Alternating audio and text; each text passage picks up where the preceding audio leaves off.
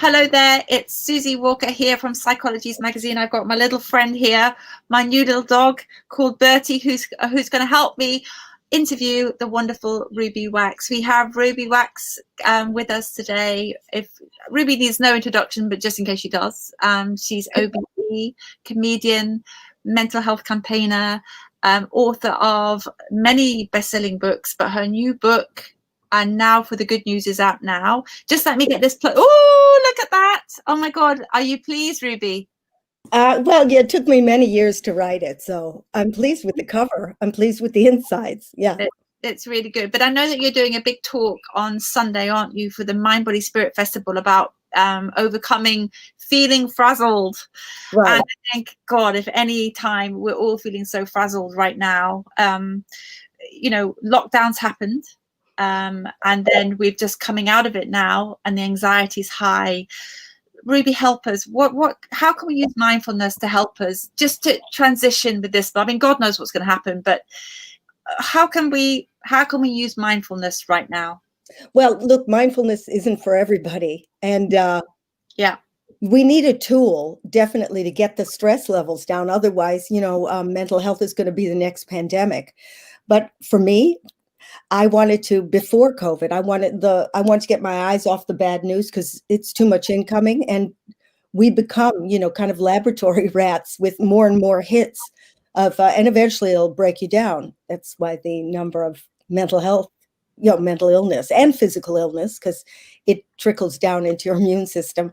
So for 2 years, I've been traveling around to find the great innovators, the kind of green shoots of hope in education, tech, business, community, health. And so I met the people that are coming up, that are reinventing these things, so in education, how to bring up a kid with empathy and train them to, be able to regulate their own cortisol instead of letting maybe the parents burn their little brains out because they're pushing them to get results, which, hasn't made the world any better, and they still take the test, but they teach the kids, for example, in some schools, especially in the UK, that there's no stupid question, because those are going to be the kids who think out of the box. So there's no punishment for being quirky.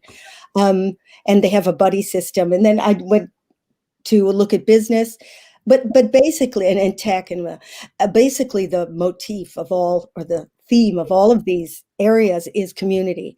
And that's something I got out of the lockdown, is if we don't work together, it's the isolation that makes us mad more than it, and the uncertainty.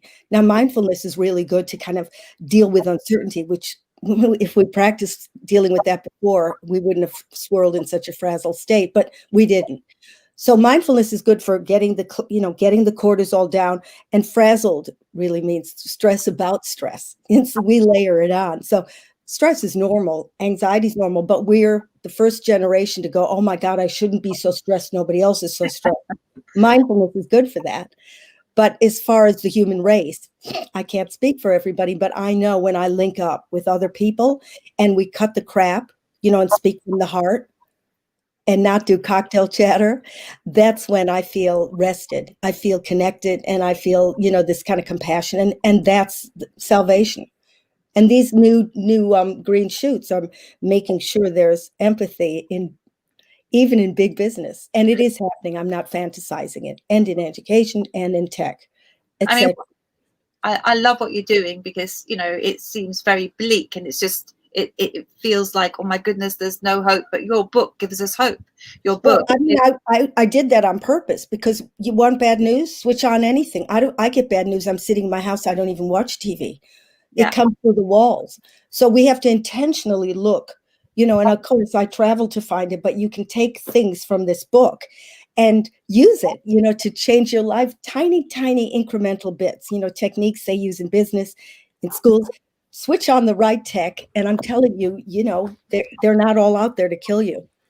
What's the most inspiring piece of the book when you were writing? What inspired you the most? What is there, a story or a person that's doing something that was like, wow, this is amazing? Well, in Reach 2, there's a couple state-run schools in this country where I saw kids from really violent neighborhoods, and you could see there were 11 5 to 11, you could see what they potentially could grow into because they come from pretty violent homes. But the teachers really, first they express what's going on for them, so they don't hold it in and they aren't ashamed of their feelings. And then there's a little corner they can go to when they feel themselves going into fight and flight. And it's different colors on the wall. One is red, yellow, green. And the kids can identify and say, wait a minute, I'm in fiery zone. I'm in frightened zone.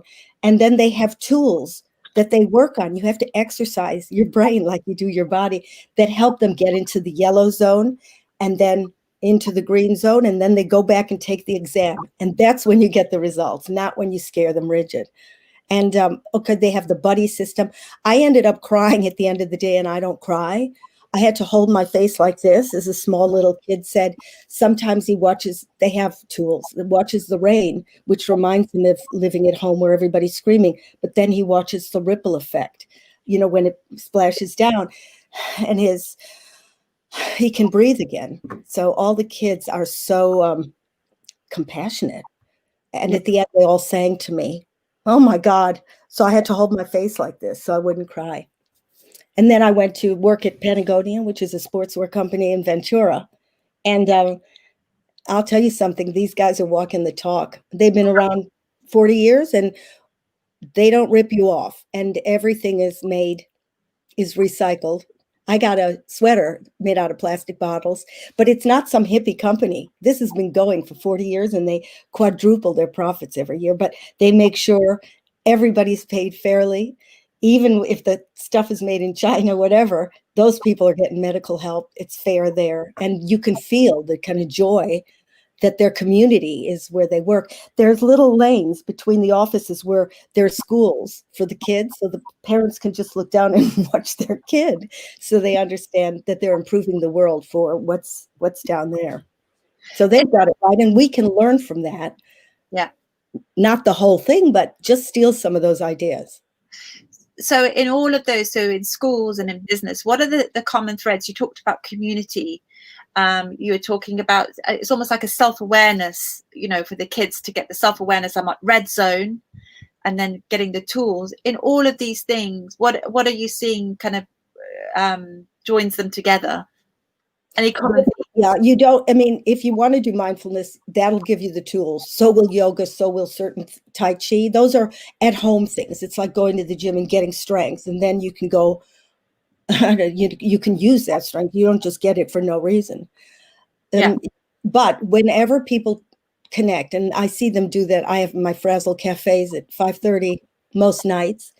And we have people all ages. They come on, it's free. It's at 5:30. You just sign up at frazzledcafe.org. And they come on, and the moment people speak honestly and they work together and they care, everybody calms down, because now you don't feel so alone. And the common thread is, if you have community, what the Quakers used to, or we used to when we sat around the fire. Yeah. The minute we're in community and you're working for the next guy, everything falls into place, because humans were born to bond. And that's the common thread. If you connect, they can pull you up, because there's a person who's listening and trying to figure out who you are, instead of just rehearsing their next line and using you as a sound check. How do you, with the connection, I absolutely 300% agree with you. So many people are afraid to connect because they're afraid of being vulnerable. They're scared of being judged. They're afraid of people going to attack them, because often we've had a childhood where we've been attacked at our most vulnerable, maybe by parents or by caregivers or by bullied at school. How are there steps that you've seen, on your travels, that you've seen people, how they build these communities in a way that makes people feel safe? I know you've got a great community. I don't have a great community. That's why I started Frazzled. I don't know my neighbors. I don't know, I have friends, but they're so dispersed, and how you get to them, and we're not all working on the same page. And there's, if we get scared, we compete with each other, but in a kind of dog eat dog way. So my drive was to find this kind of link up. How did they do it? Let me just say, after COVID, I have a little place in the country, like where I write, just one room, but in the neighboring towns, Buntingford, Bulldog, whatever. These are just normal little towns. They are starting to go into the town halls and plan a day where everybody picks up litter. There's a day where they go feed people, they can't leave their houses. I'm telling you, walk down those streets and people are waving at you. The temperature is already changing. I've seen communities in South London, intentional communities, where there's a bed where there's community halls, for the neighbors. And if you have a baby, the other people will take care of it. Elderly people can come and they teach yoga and Zumba, and there's drinks nights, but it's for the community. So, learn from that. You can read about it in my book and start it. Nothing will change until you get up and do something. And the courage, often the courage to, you say get up and do something, but again, that takes courage, doesn't it? You think, oh, well, who am I to be a leader? Who am I to do that? Okay, but if you're that type, then if there is a community, somebody will help you. You could say those little kids in schools, they're victims and it's really bad at home. They're assigned somebody to take care of them. So if you're really in trouble, like Frazzled, some people, it's not mental illness, because that's a different story, but Frazzled, some people feel helpless. But if another person gives them their attention and really tries to hear how they see the world, you don't have to do anything. If you work in community, there'll be somebody who wants to help. So, you can't say, if you're frozen, there will be people to defrost you. Sure. And what you've just said there is about giving people your full attention. And really hearing them and listening to them it seems to be so key to all of this, because our attention is so, our phones are going off, bing, bing, bing, bing, bing. In terms of, if you were going to give advice to people around, I know in your Frazzled community, that's what I meant when I said community, you've created that. Yeah. How do you create a safe place? It is safe. We've been doing, it's going 4 years, but they were in real cafes. And now I run the big meetings at night at 5:30. And there's hosts who run smaller meetings all day. It's all free. The law, you are safe in there. You can be anonymous, and we can't talk about the news. There's rules. It's got a format, and people can really come out with it for, not to take over. And then there's breakout rooms, so they meet their little communities. And even if you're first on, that's your first night.